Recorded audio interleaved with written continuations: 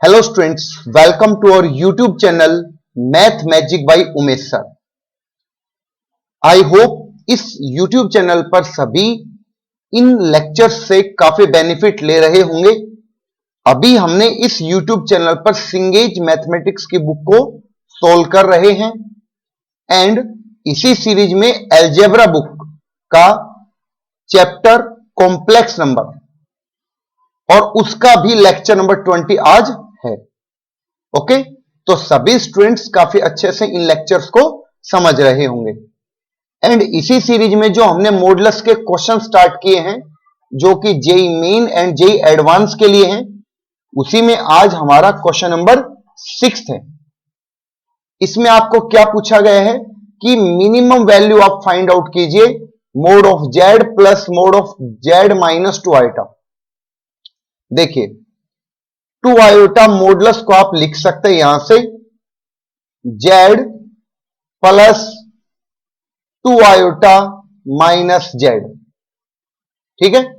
और यहां से आप क्या कर सकते हैं, इसका मॉडुलस जैसे आप अलग अलग करने की सोचेंगे, यहां पर मतलब ट्रायंगल इनइक्वालिटी का यूज करेंगे तो आपके पास यहां से लेस देन और इक्वल टू आएगा एंड 2 आयोटा का मॉडुलस लेफ्ट साइड में आपके पास ऑलरेडी है। और क्या कर सकते हैं आप यहां से 2 आयोटा का मॉडुलस 2 लेस देन और equal to modulus of Z, यहां से आप माइनस कॉमन लेके उसको मॉडुलस के अंदर ही पॉजिटिव करके लिख सकते हैं बिकॉज हमें पता है modulus of Z is equal to minus of Z का मॉडुलस।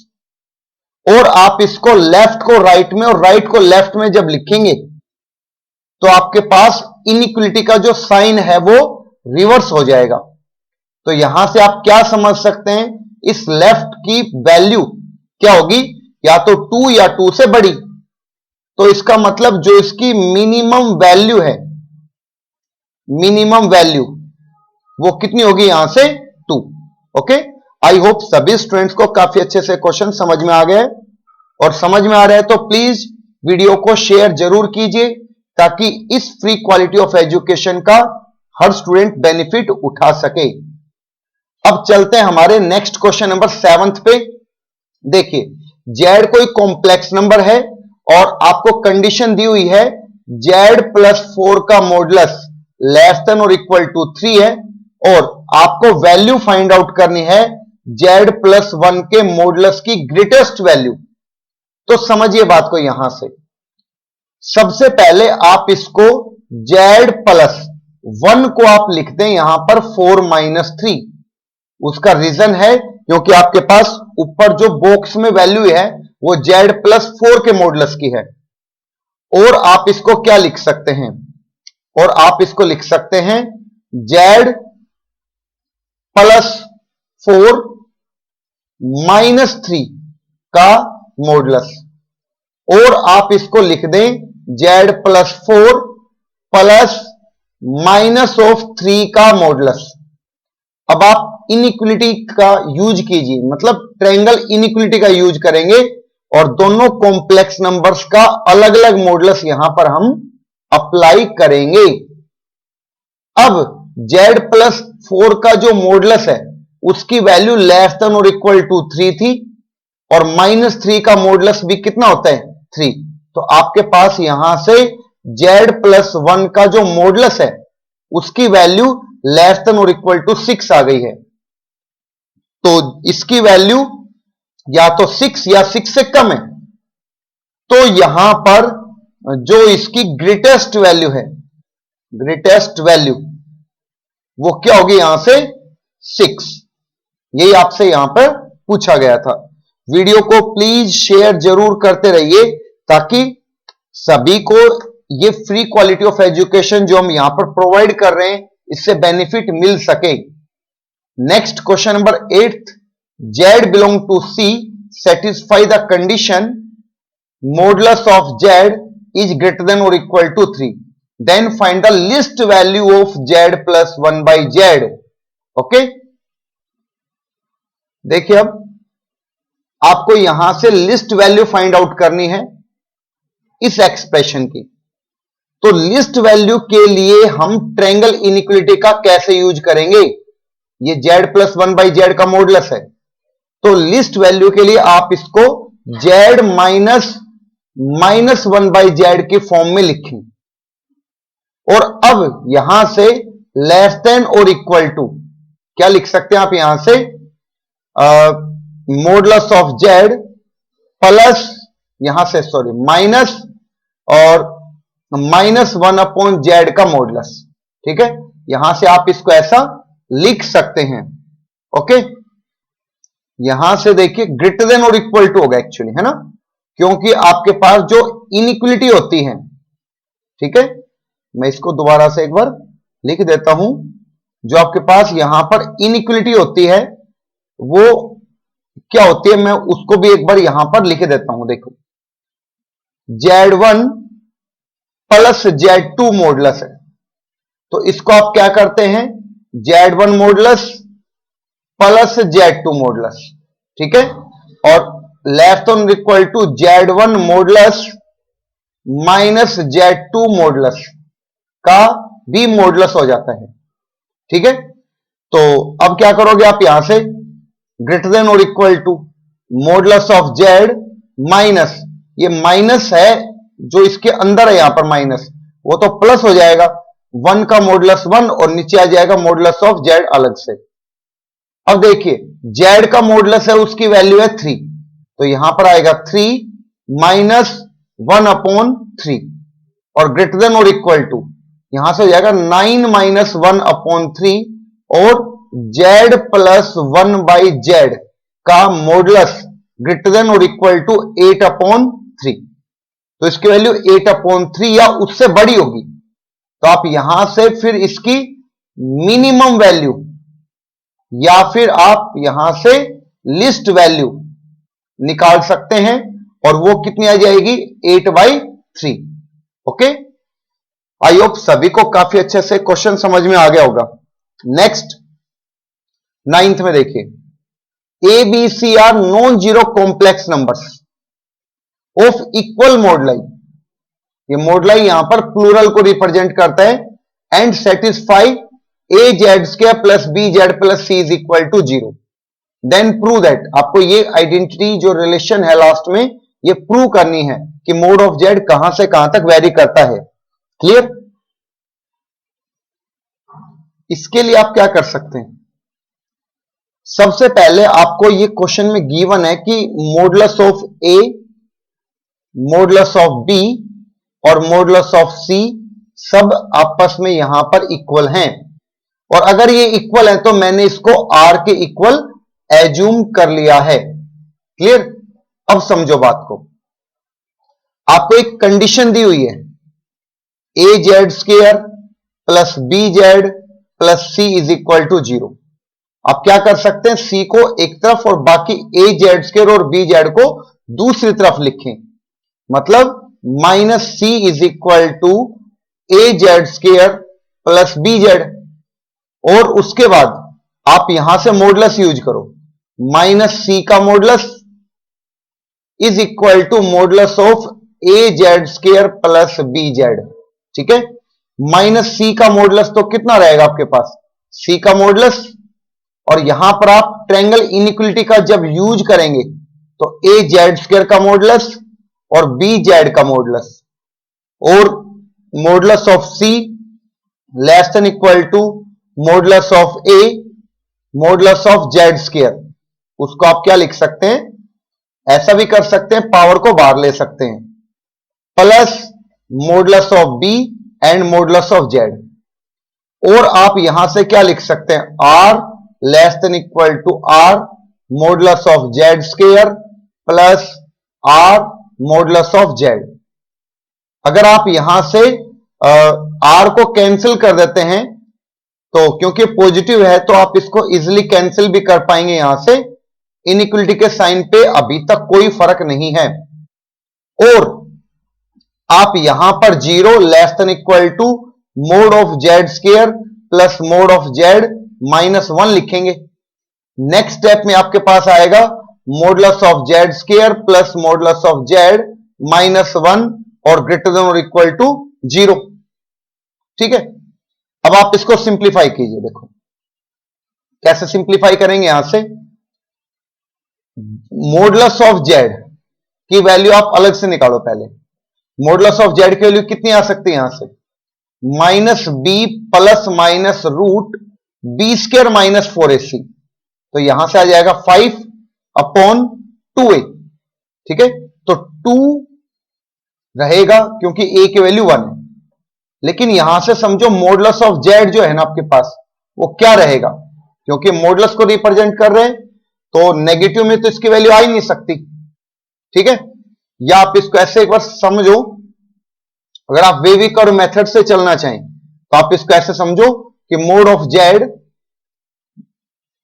इज इक्वल टू, एक बार तो आपके पास -1 माइनस रूट 5/2 आया, और दूसरा मॉडुलस ऑफ जेड आपके पास -1 प्लस रूट 5/2 है। तो इसको जब आप लेफ्ट साइड में लिखेंगे तो आप इसको फैक्टराइज कर पा रहे हैं, और -1 माइनस रूट 5/2 और second factor Z plus Z -1 plus root 5/2 यहां तक आएगा, और आगे ग्रेटर देन और इक्वल टू 0 क्वेश्चन में था। ओके, आप जैसे इसके ऊपर वेविक कर्व मेथड अप्लाई करेंगे, यहां पे मॉडुलस ऑफ जेड है, तो एक वैल्यू तो आपके पास -1 माइनस रूट 5/2 आएगी, और सेकंड वैल्यू आपके पास -1 प्लस रूट 5/2 आएगी। अब वेविक और मेथड से आप इसको प्लस माइनस प्लस साइन से रिप्रेजेंट कर सकते हैं। अब ग्रेटर देन 0 का मतलब पॉजिटिव, तो पॉजिटिव एरिया आपके पास कौन कौन से हैं वो देखो आप, मैंने शेडेड यहां पर कर दिए हैं। तो अब आप ये समझिए यहां से कि modulus of Z actually represent किसको करेगा, नेगेटिव तो आ ही नहीं सकता। इसका मतलब मॉडुलस ऑफ जेड क्या होगा, -1 प्लस रूट 5/2 से तो बड़ा होगा, और इक्वल भी इसके साथ होगा।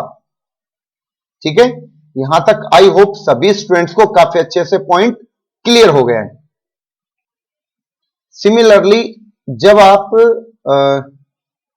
दोबारा से इसको लिखेंगे, A Z square plus B Z plus C is equal to 0 को, तो आप ए जेड स्क्वायर को लेफ्ट में और minus B Z minus C को राइट में लिखेंगे, और दोनों तरफ मॉडुलस आप लेंगे, दोनों तरफ मॉडुलस आप लेंगे, तो आपके पास मॉडुलस ऑफ जेड की वैल्यू क्या रहेगी, लेस देन और इक्वल टू रूट 5 प्लस 1/2, और लेस देन और इक्वल टू कितना आएगा यहां से 0। क्लियर, आई होप सभी स्टूडेंट्स को काफी अच्छे से ये पॉइंट क्लियर हो गया होगा। अब आप इसको इक्वेशन नंबर सेकंड नाम दो, एंड ये इक्वेशन फर्स्ट है। अब आप यहां से लिख सकते हैं from equation first and second. First से देखिए रूट 5 माइनस 1/2 लेस देन और equal to modulus of Z less than equal to, second equation के राइट साइड में रूट 5 प्लस 1/2 आएगा। तो यही आपको यहां से वेरीफाई करना था। ओके, नेक्स्ट क्वेश्चन देखिए, modulus of Z less than और इक्वल टू आपके पास है यहां से कितना 4। ठीक है, और आपको मैक्सिमम वैल्यू यहां से फाइंड आउट करनी है, maximum value iota Z plus 3 minus 4 iota के मॉडुलस की।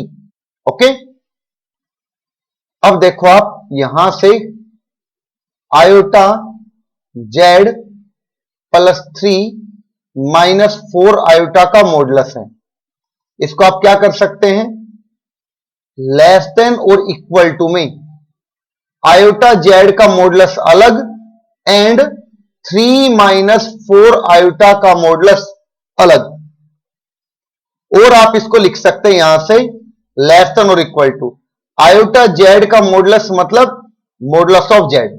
ओके, इन दोनों का आंसर सेम आएगा यहां से, प्लस इसका मॉडुलस होता है root of 9 plus 16 less than equal to.